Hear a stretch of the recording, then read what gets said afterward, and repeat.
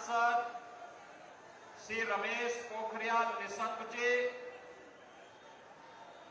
माननीय सांसद सिरसा श्रीमती सुनीता दुग्गल जी, उत्तर प्रदेश सरकार के मंत्रीगण श्री दयाशंकर सिंह जी, श्री गिरीश यादव जी, हरियाणा सरकार के मंत्री श्री बनवारी लाल जी,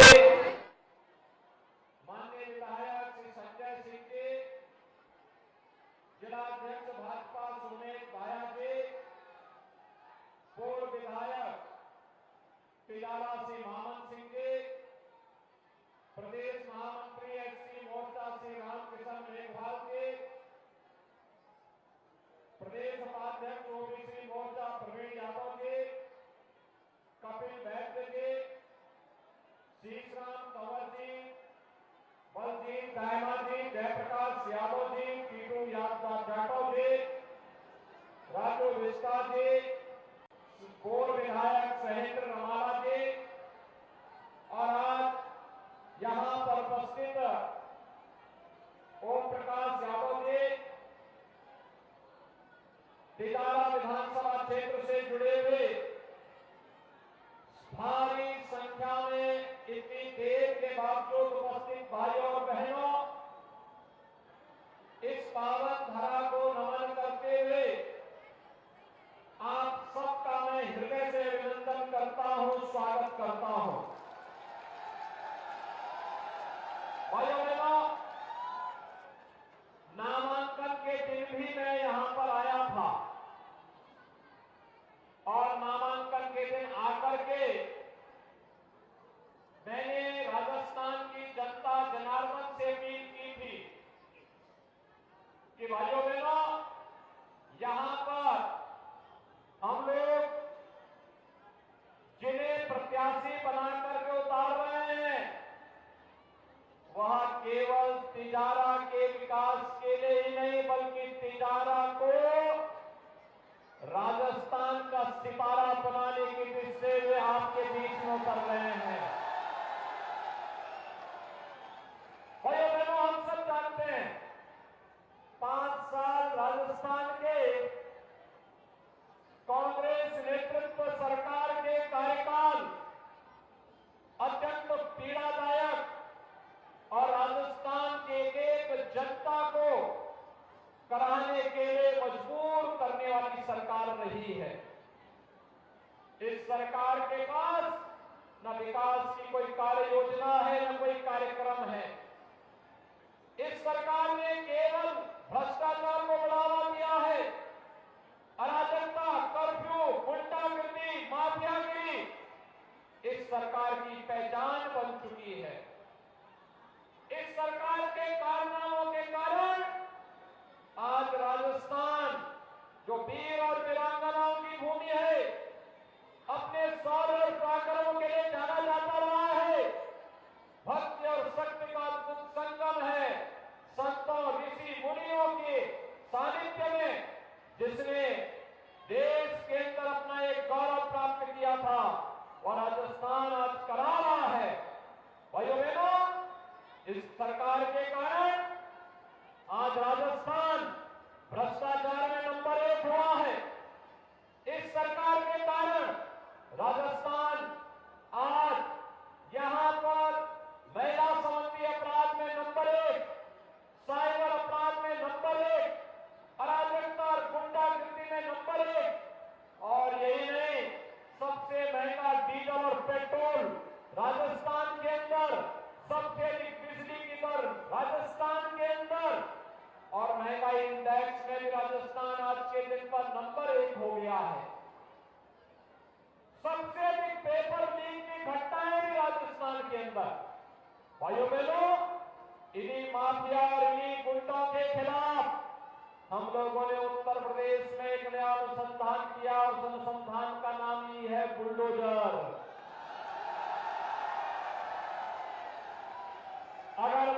अगर राजस्थान में भी डबल इंजन की सरकार होती तो भाइयों बहनों, इस प्रकार की अराजकता की स्थिति नहीं होती। यहां रामनवमी के अवसर पर दंगे नहीं होते, कर्फ्यू नहीं लगता, पर्व और त्योहार शांतिपूर्ण तरीके से मनाए जाते, अराजकता नहीं होती, अव्यवस्था नहीं फैलती, कोई गुंडागर्दी नहीं होता, बहन बेटियों की इज्जत पे कोई हाथ डालने का दुस्साहस नहीं करता और युवाओं के जीवन के साथ कोई खिलवाड़ करने का दुस्साहस भी नहीं कर पाता। एक और जब भारत आज विकास की नई ऊंचाइयों को छू रहा है, आज प्रधानमंत्री मोदी की दुनिया के अंदर जहां कहीं जाते हैं, पूरी दुनिया पावड़े बिछा करके स्वागत करने के लिए उतावला दिखाई देती है। ये 142 करोड़ लोगों का स्वागत है, पूरा देश गौरवान्वित होता है। भारत की सीमाएं सुरक्षित हुई हैं, आज कोई आतंकी वारदात नहीं हो सकता है, कर नहीं सकता।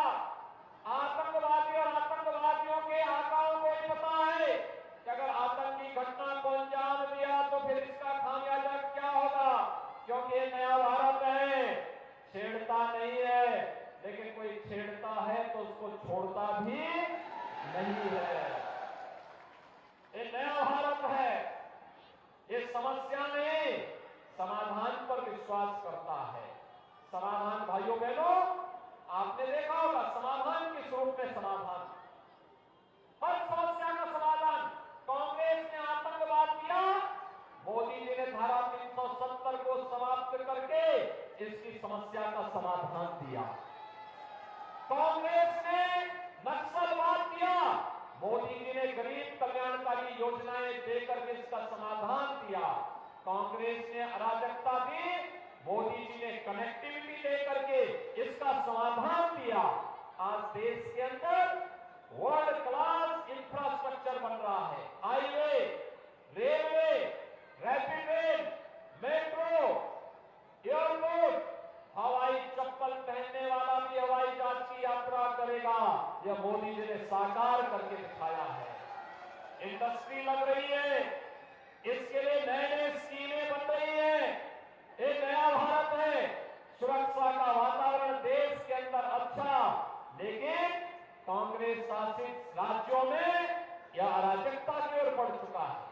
और इसलिए भाइयों बहनों में आज जगह आया हूं आपके पास, एक तरफ विकास मोदी जी के नेतृत्व में, दूसरी तरफ गरीब कल्याणकारी योजनाओं का लाभ भी कितने बड़े पैमाने पर, हर गरीब के लिए आवास की सुविधा, 4 करोड़ गरीबों को मकान दे दिए, 12 करोड़ गरीबों के लिए शौचालय बना दिए, 12 करोड़ अन्नदाता किसानों को 6,000 रुपए प्रतिवर्ष प्रधानमंत्री किसान सम्मान निधि का लाभ दिया जा रहा है, 9.5 करोड़ गरीबों को उज्ज्वला योजना के कनेक्शन दे दिए गए।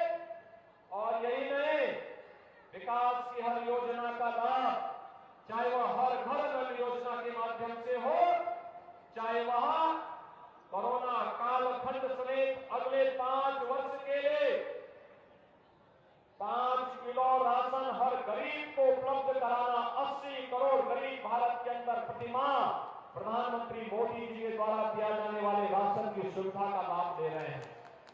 भाइयों, ये भारत विकास भी कर रहा है, सुरक्षा भी है, सुशासन भी है, युवाओं के लिए रोजगार भी उपलब्ध करवाने का कार्य कर रहा है, तो साथ साथ गरीब कल्याणकारी योजनाओं को आगे बढ़ाने का काम भी कर रहा है।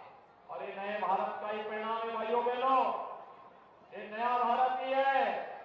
कांग्रेस के समय में राम मंदिर के लिए हमारे पूज्य संतों को आंदोलन करना पड़ रहा था। आंदोलन के स्वरूप में हर व्यक्ति जानता है, कांग्रेस के लोग हंसते थे, हम लोग जब बोलते थे रामलला हम आएंगे, मंदिर यही बनाएंगे, कांग्रेस के लोग कहते थे कैसे बनाएंगे, तो हम लोगों ने नारा बदला था, रामलला हम आएंगे, पहले गुलामी का ढांचा जरूर हटाएंगे।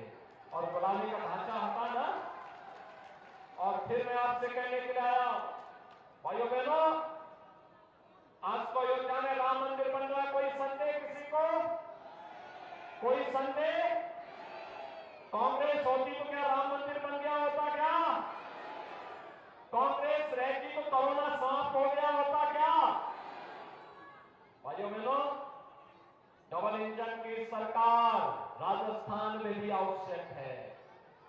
और इसके लिए मैं आपसे कहने के लिए आया हूं, श्री महंत बाबा बालकनाथ जी को भारतीय जनता पार्टी ने तिजारा विधानसभा क्षेत्र से अपना प्रत्याशी बना करके उतारा है, जिससे सितारा के रूप में तिजारा के भविष्य को उज्जवल बनाया जा सके।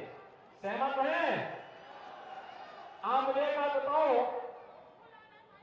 अयोध्या में 22 जनवरी 24 को प्रधानमंत्री मोदी जी के द्वारा 500 वर्षों के बाद रामलला को राम जन्मभूमि में विराजमान करके प्राण प्रतिष्ठा का शुभ कार्यक्रम संपन्न होगा।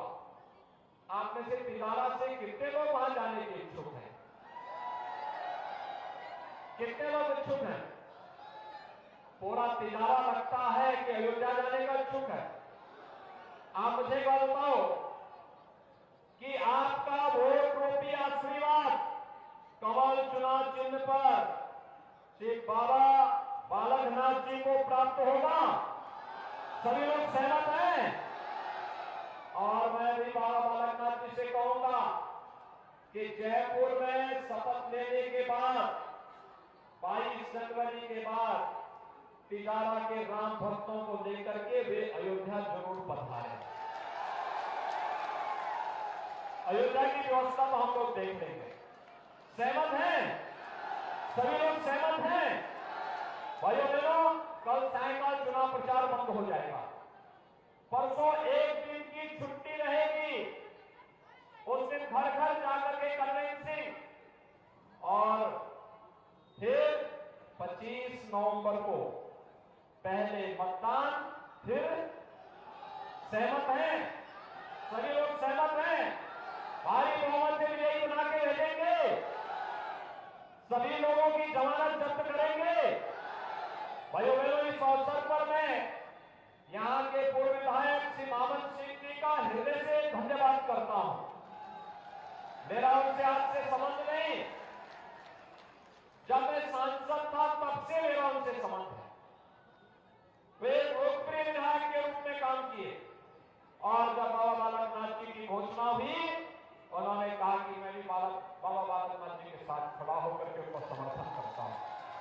आज मैं उनका स्वागत करता हूं। इस मंच पर आए हैं हमारे पूज्य संतजन, आए हैं हरियाणा और उत्तर प्रदेश शासन के मंत्रीगण आए हैं, सांसद, अन्य जनप्रतिनिधिगण आए हैं।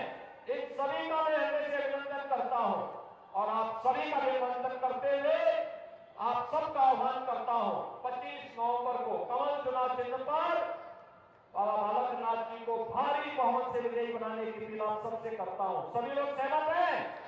दोनों हाथ करके मेरे साथ बोलेंगे, भारत माता की।